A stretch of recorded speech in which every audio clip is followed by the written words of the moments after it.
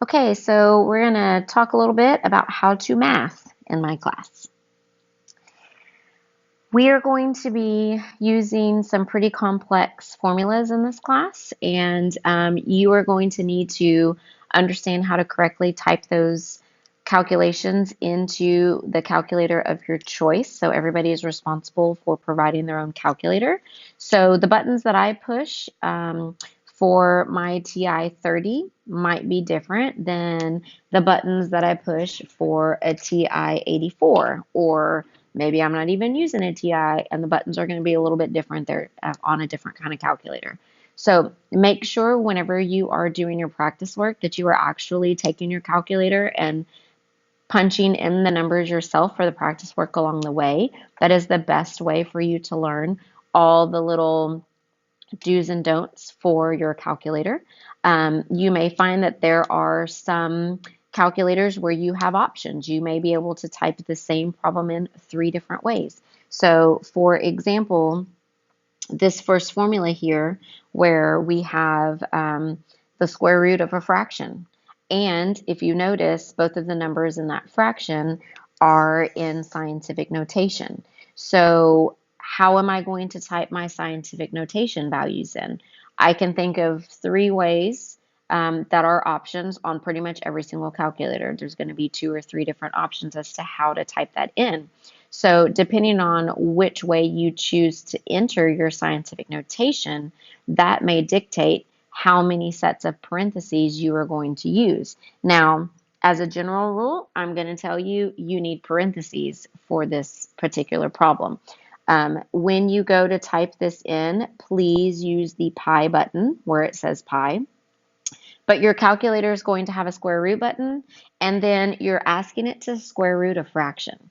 As a general rule, your calculator is going to square root the number that comes immediately next after the square root button, but it doesn't necessarily know that you have a fraction that you want it to square root unless you tell it. So I would put a parenthesis and then I would put the first number divided by the second number, and then I would close the parenthesis. Your calculator is going to follow order of operations. So understanding when and how to use the parentheses. Please utilize the x squared button as often as possible. That will make it a little clearer for your calculator and give you less room for error. So make sure that you learn how to type numbers into your calculator. On the right side, we're looking at some formulas. These are all formulas that we will be using in our class. It is an option for you to take the equation and plug numbers in so that it looks more like a traditional algebra problem where you just have one missing letter. But there are going to be times where that is not an option. You're not going to have enough information for you to just have one unknown variable, but yet you're going to need to use that formula to solve the question. So we may need you to merge formulas. And so that's going to require you to understand how to manipulate your formula without being able to pick up a calculator, without being able to simplify numerical values because you don't have enough information to do that. So do you understand that if we are looking at k equals 1/2 kx squared, first off, do you recognize the capital K and the lower k represent 2 different variables? Secondly, do you remember your rules of algebra to know that we need to get rid of that fraction? So we're going to multiply both sides by the reciprocal of the 1/2, or essentially multiply both sides by 2. Do we know that once we get to k equals kx squared, do we know what order that should be changed next? That the squared is attached to the x, and so I cannot deal with that until that is the very last thing to deal with.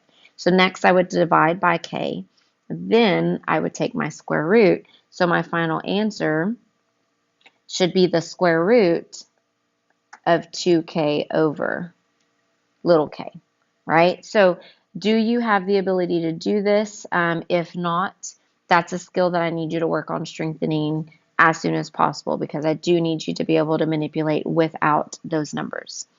How are you going to earn credit for the math questions in my class? We're going to follow an acronym called GUESS.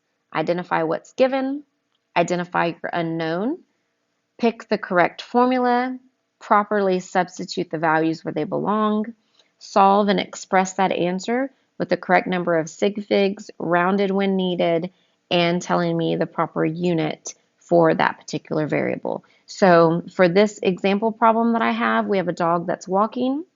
He sees a rabbit, accelerates to a top speed. We want to know how much time does it take him to reach that top speed. So how are you going to be graded for this question? Well, if I'm grading your quiz or your test, I'm looking to see did you clearly identify all of the values that you were given in the problem. So you would need to tell me not only that 2.0 was a number, you would need to tell me that it's 2.0 meters per second. You would need to tell me that that is a speed or a velocity. And I would need you to recognize that we give you two speeds in this particular problem. And so I would need you to identify the difference between those two speeds. As a general rule, anytime you have two of something, of some variable, I want you to stop and I want you to ask yourself why. In this case, one is an initial and one is a final. And yes, you must label those clearly for me for full credit. Perhaps we have two different objects. Maybe we gave you the velocity of the dog and the velocity of the rabbit. So then you would need to identify that it's object A or B or 1 or 2 or however you choose to mark that. So in this case, the dog starts with a velocity of 2 meters per second, and then he speeds up to a velocity of 5.1 meters per second. Okay, so just simply doing this is earning you points. Identify your unknown. Well, they're asking us to solve for time. I just earn more points by doing that, okay? Pick your equation. So right now, we don't know all of the formulas that we're going to have available, but I will go ahead and tell you that the equation that I would be choosing for this problem is this.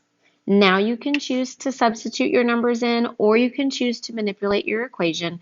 I'm going to choose to rearrange my equation first. I highly recommend that you do this as well, just simply because I feel like there's less chance for human error because I'm not constantly rewriting numbers in completing my algebra. It is your personal preference.